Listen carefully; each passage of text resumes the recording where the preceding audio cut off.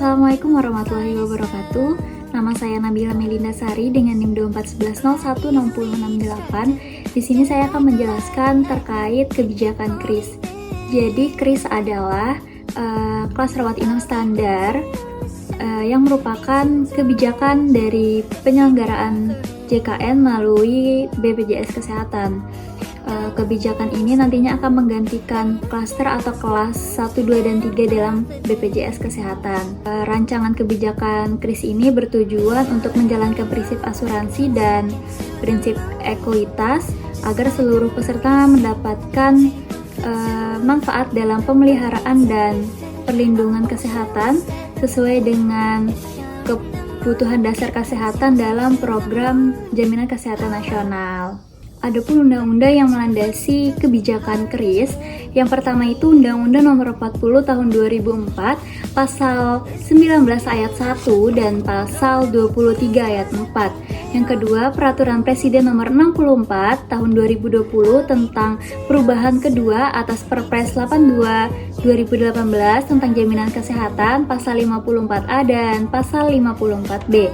Yang ketiga, Peraturan Presiden Nomor 59 Tahun 2024 tentang perubahan ketiga atas Perpres 82 2018 tentang Jaminan Kesehatan Pasal 46A dan Pasal 103B Ayat 1. Yang keempat, Peraturan Pemerintah Nomor 47 Tahun 2021 tentang penyelenggaraan bidang perumahasakitan Pasal 18. Selanjutnya adalah implementasi KRIS di rumah sakit.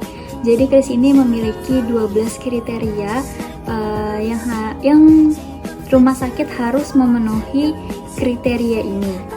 Yang pertama itu, komponen bangunan yang digunakan tidak boleh memiliki tingkat profositas yang tinggi. Yang kedua, ventilasi udara. Yang ketiga, pencahayaan ruangan. Yang keempat, kelengkapan tempat tidur. Yang kelima, nakas per tempat tidur, suhu dan kelembapan ruangan. Yang ketujuh, ruang rawat dibagi berdasarkan jenis kelamin, usia, penyakit, infeksi dan non-infeksi, dan ruang rawat gabung. 8. Kepadatan ruang rawat atau kamar dan kualitas tempat tidur. Ke-9. Tirai partisi antar tempat. Ke-10. Kamar mandi dalam ruang rawat inap. Ke-11. Kamar mandi dalam standar aksesibilitas. Yang ke-12. Outlet oksigen. Di beberapa rumah sakit, hampir 80% sudah memenuhi kriteria yang sudah saya sebutkan tadi, tetapi masih banyak yang belum memenuhi kriteria tersebut sehingga kebijakan KRIS ini belum bisa terjalankan dengan baik. Selanjutnya, saat pengimplementasian tadi itu ada tantangan. Tantangannya itu yang pertama, kesiapan rumah sakitnya. Jadi tidak semua rumah sakit memiliki infrastruktur yang baik, sehingga untuk menyiapkan 12 kriteria tadi itu sulit dan membutuhkan banyak sekali biaya untuk memenuhi kriteria tadi. Yang kedua itu biaya. Mengubah tata letak ruang, memperbaiki fasilitas, dan memenuhi standar fisik lainnya itu membutuhkan biaya yang sangat besar sekali. Antara tantangan satu dan kedua ini saling berkesinambungan, saling bersangkut paut, karena biaya ini sangat pasti dan dibutuhkan. Selanjutnya adalah sumber daya manusianya. Jumlah tenaga kesehatan, terutama perawat, mungkin tidak mencukupi untuk memberikan pelayanan yang optimal. Tidak semua tenaga kesehatan memiliki kompetensi yang sama dalam memberikan pelayanan sesuai standar. Selanjutnya adalah perubahan perilaku. Tenaga kesehatan perlu mengubah kebiasaan kerja mereka untuk menyesuaikan prosedur yang baru, untuk menyesuaikan kebijakan yang baru. Karena kalau mereka nggak menyesuaikan kebijakan yang baru, maka pengimplementasian kebijakan KRIS ini belum terjalankan dengan baik.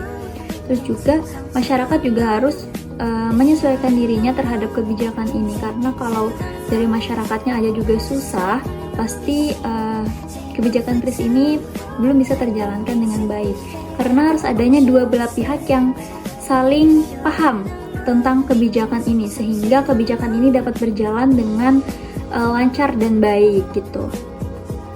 Selanjutnya adalah komunikasi dan sosialisasi. Kurangnya sosialisasi di masyarakat, bahkan di tenaga kesehatan, yang menimbulkan kekhawatiran dan kebingungan sehingga implementasi ini tuh tidak bisa berjalan dengan baik gitu. Selanjutnya adalah stigma masyarakat terhadap kris. Terkait dengan adanya kebijakan kris ini, banyak sekali respon dari masyarakat terhadap kebijakan ini. Contohnya saja, ada seorang pengguna BPJS kelas 2 menyebutkan bahwa dirinya cukup merasa manfaat dari BPJS Kesehatan dalam mengatasi pemeriksaan kesehatan.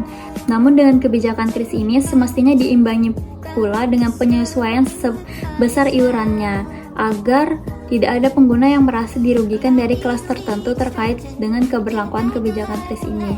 Banyak sekali masyarakat yang memberatkan mengenai kebijakan kris ini, pembayaran iurannya, karena kan sudah tidak ada kelas lagi, sehingga mereka masih berpikir kalau pembayarannya itu tuh mahal, iurannya mahal. Maka ini yang dimaksud butuhnya sosialisasi kepada masyarakat agar masyarakat itu paham tentang kebijakan kris ini gitu.